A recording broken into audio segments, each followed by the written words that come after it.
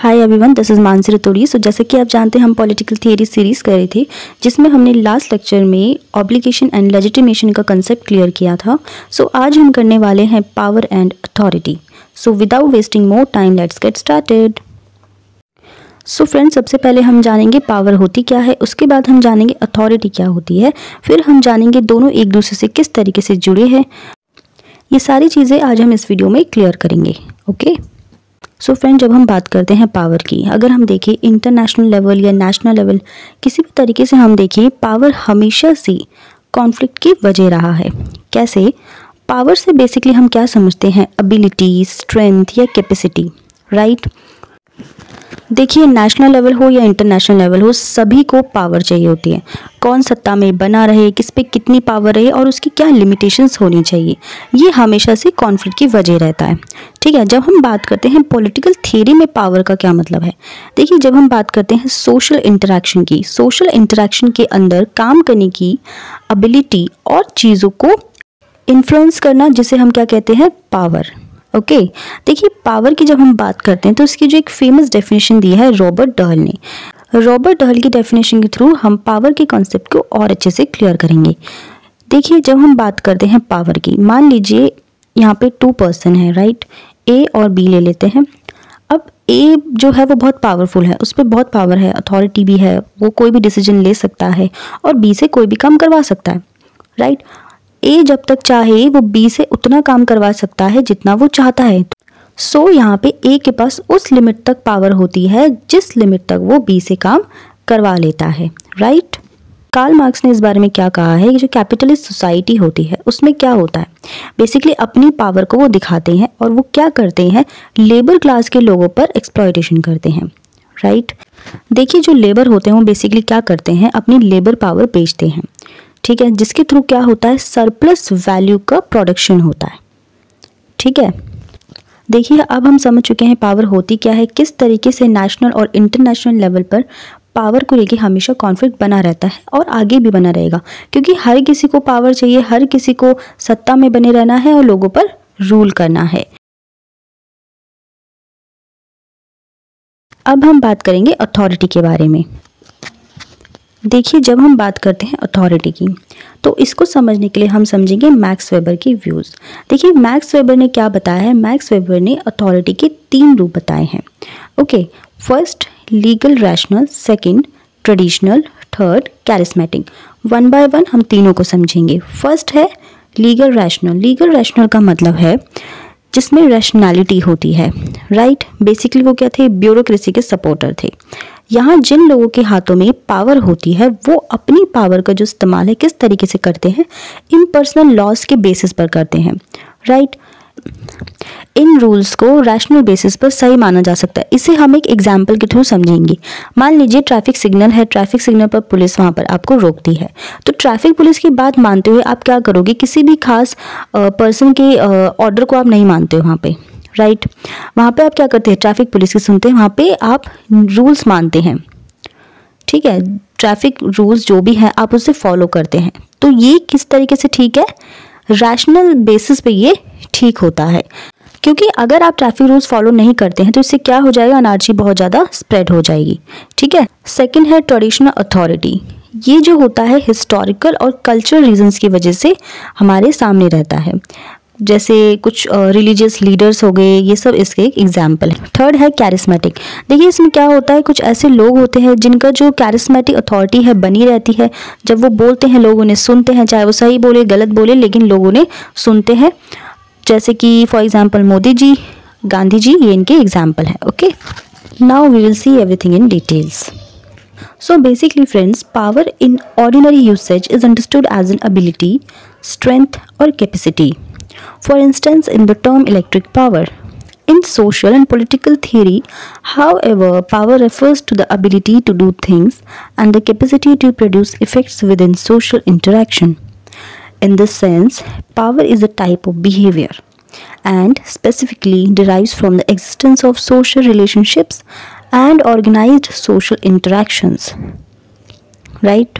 The most well-known definition of power is given by Robert Dahl. A has power over B to the extent that A can get B to do something which B would not otherwise do. This definition assumes two things about power. First, power is an attribute of individuals which is exercised over other individuals, and power is domination over others. That is, power is used to make others do what one wants against their own will.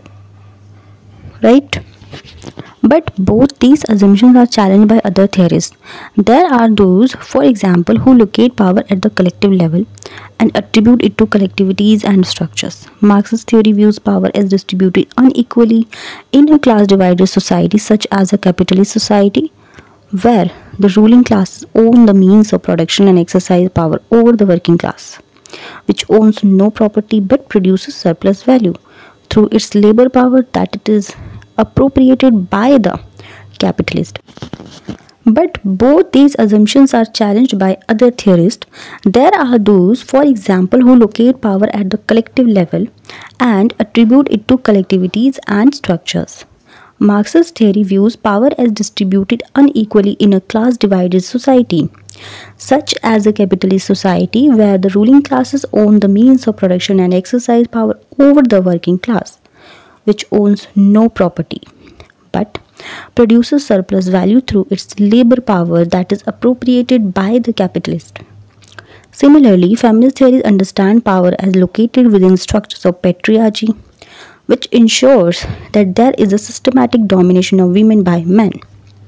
In both analyses, power is seen as located within structures, and individuals derive power from their location within a structure. Okay. Power as power too can be understood in a different way.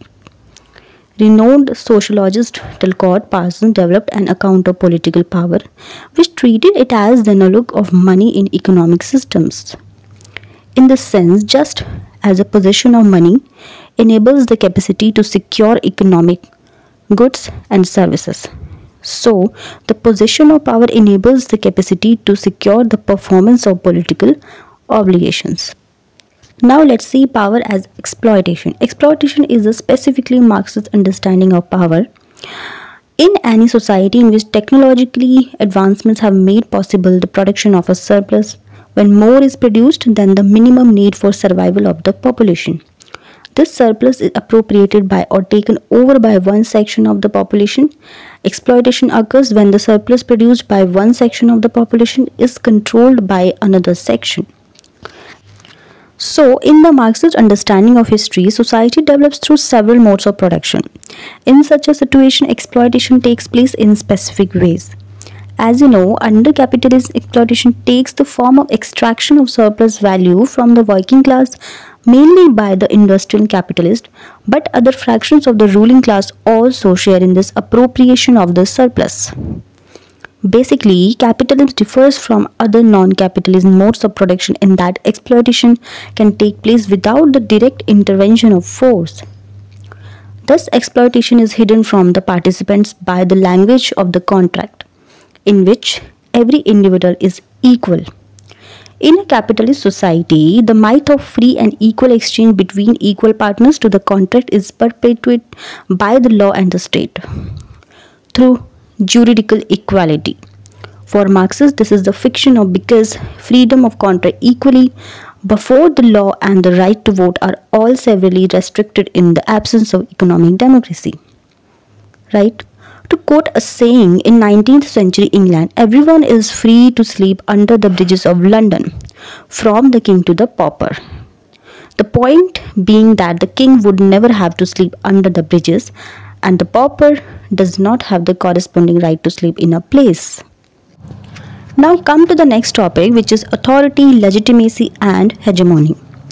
When rules are compiled with or obeyed, it suggests that it has the consent of the citizens, that they affirm a belief in legality. Such a system is assumed to be legitimate, and power that is compiled with because it has legitimacy is termed authority.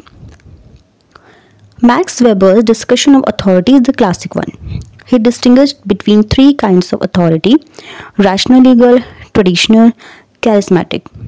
First, rational legal authority. Rational legal authority is characteristics of the modern industrial bureaucratic state.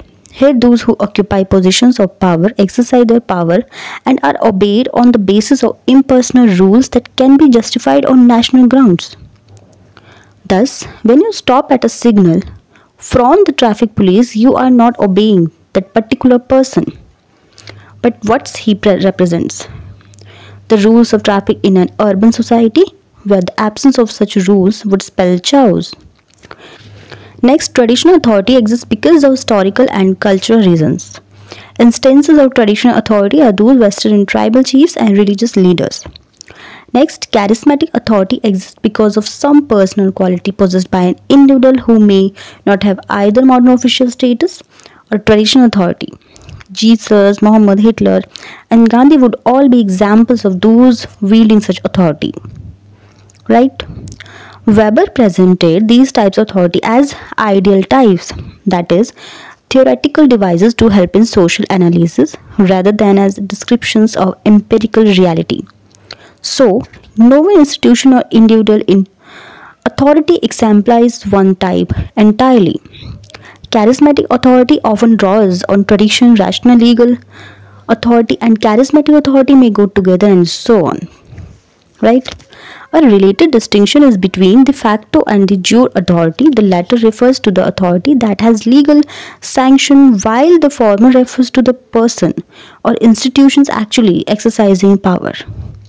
This is best exemplified in the situation of coup in which an elected government is overthrown by the military. Here the deposed government represent the de jure authority, while de facto authority is exemplified in the military dictator and the army. Okay? However, David Hale is one of those who questions the equation of obedience to a system with legitimacy. Hale points out that the reason or ground for obedience is not necessarily normative agreement amongst everyone about what a society as a collective should do. Only in this case can we say that obedience to rules proves that the system has legitimacy. Hale argues that in fact the reasons for obedience to rules can be varied. People may obey because of coercion, because they do not question tradition, or simply because of apathy. We have already seen how the Marxist concept of exploitation offers a similar challenge to the idea that obedience to a system proves that it is legitimate. It provides an alternative understanding of how obedience to power is enforced through legal codes. Economic compulsion is an important medium of ensuring obedience. Modern capitalism has created a mass of propertyless wage workers who have no option but to sell their labor to owners of capital in order to survive.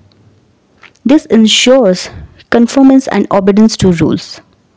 So basically, another dimension of legitimacy is provided by the notion of hegemony.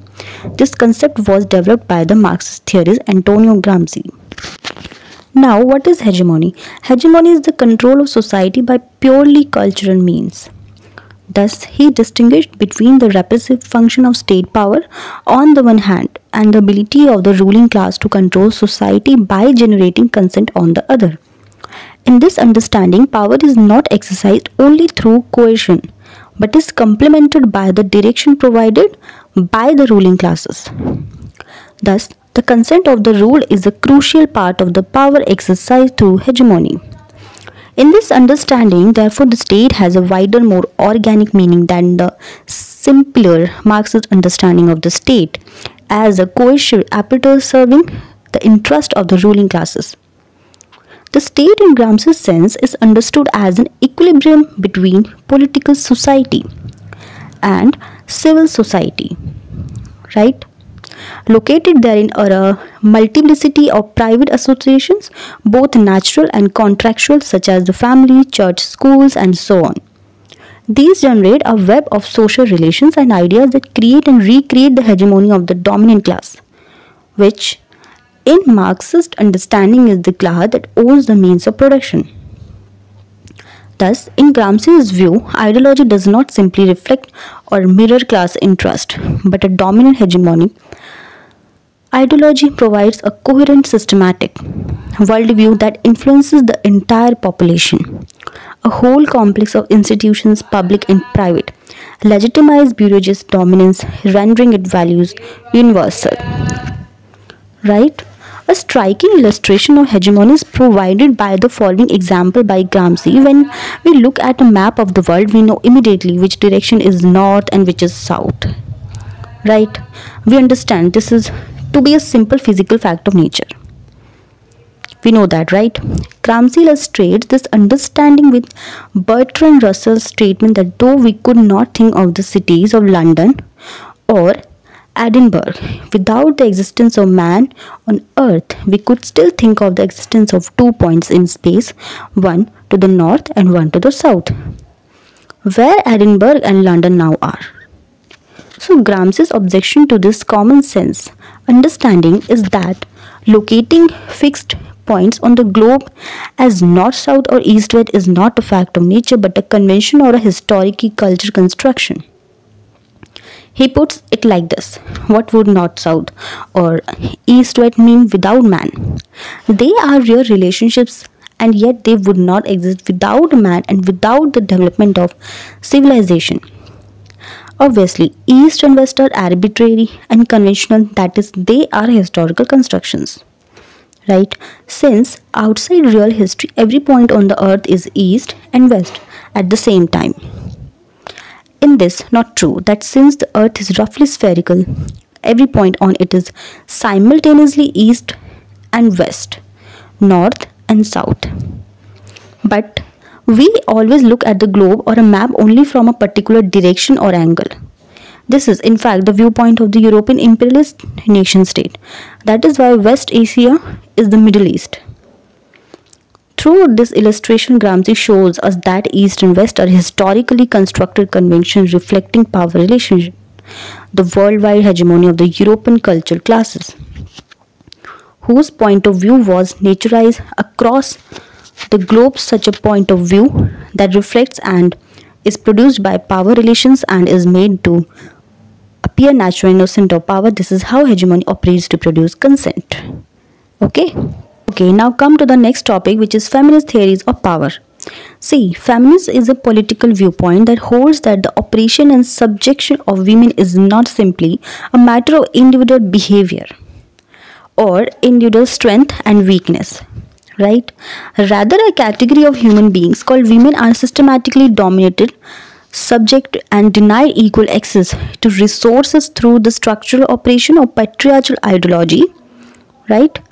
Patriarchy is a key category in feminist analysis of power and refers to an overarching system of male dominance operating at every level: economic, political, and cultural. An understanding of patriarchy enables us to see that power or powerlessness cannot be explained in terms of individuals alone. Under patriarchy, it is possible that individual women may have some power, but it would be strictly within the limits set by patriarchal rules.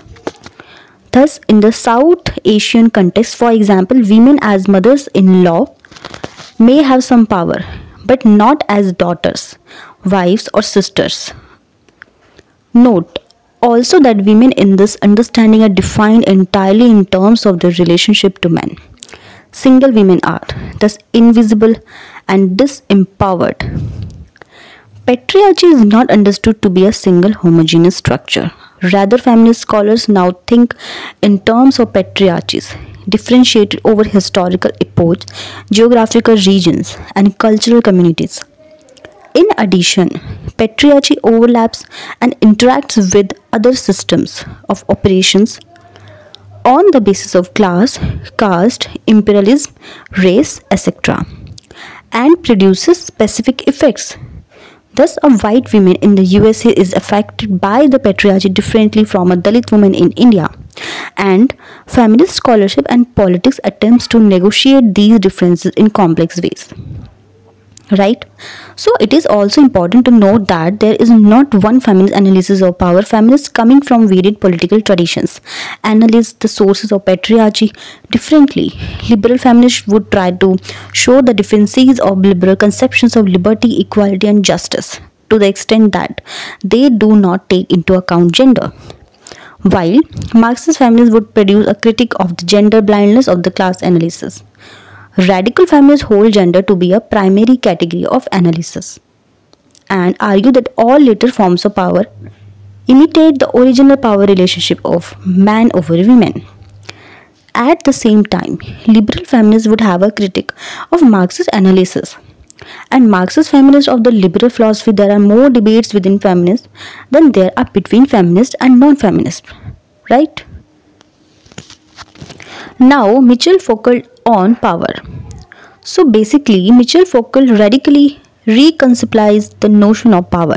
According to him, power is not repressive, that is, in the modern era, power does not operate by preventing us from doing what we want. Rather, Foucault sees power as productive. Power produces identity and subjectivity. Further, power does not emanate from a single source, whether the state or the ruling classes. Power is conceptualized by Foucault as capillary, flowing throughout the system like blood in the capillaries of our body. Right? At first glance, then there may appear to be similarities between Arden's understanding of power as power too, and Parsons' conception of power flowing like money through the system. Through the mechanism of what Foucault calls governmentally, we are produced as a subjects of governance. By governmentality, he refers to the increasing homogenization and organization of society in modern times. Through a huge bureaucratic machinery that evolves endless ways of classifying people, the subject is created and subjected to classification and surveillance through all sorts of things we take for granted, identity cards, passwords, and so on, through which we can be tracked and in which we have to state what we are: Indian, Pakistani, Hindu, Muslim, educated, illiterate, etc. But we are also produced as subjects by discourses of medicine, healthy, sick, psychiatry, sane, insane, biologically male, female, and bilegal discourses that judge your identity on this basis or the authority of these discourses. So the mechanisms or governmentally are not located at the level of government in a narrow sense, but operate through a variety of discourses. Right? Note the pun on the word subject, which means both the independent actor or agent, the thinking person, I as subject, as well as that which is ruled. For example, the subject of a monarch. What this means is that the moment you are produced as subject, you are also subjected to a mechanism of governmentally. Thus, when asked, who are you, which is a question about your identity, every single answer you can possibly give is the result of different system of classification that you don't think about but which are produced by mechanism or governmentally. Take one possible answer which appears to be purely biological, that is natural. I am a man or I am a woman. This identity is in fact produced by the language of biomedical sciences, which use the notion of chromosomes, hormones, and organs to determine what you are. Right? So, it emerged after years of conducting the test. The atypical chromosomal variations are so common that it is possible to judge femininity and masculinity on the basis of chromosomes. Similar evidence is available for hormones that every human being has both kinds of hormones in their bodies, and large number of bodies cannot be rigidly classified as either male or female on the basis of hormones, but whenever such cases are encountered, medical discourses are brought into play to treat them as diseased, treated, and made normal. Right? So basically, this subjection through the production of governable identities is even more obvious when we think of identities based on race, caste, religion, and so on. So basically, power is not a thing or substance. It is not embodied in an institution or a group of people. Power exists as a technique. The only way it can be identified is when it is exercised by some people over others. This is why, for Foucault, an important indication of the existence of power is the display of resistance to it at the very heart of the power relationship, and constantly provoking it are the restraint of the will and the insurgence of freedom. It is clear then that while at first glance Foucault's understanding of power might appear to offer no way out, in fact he suggests quite the reverse. That wherever there is power, there is the possibility of resistance. Right? So at each stage, of course, the earlier forms of struggle continue alongside the new ones. Now we will see the conclusion.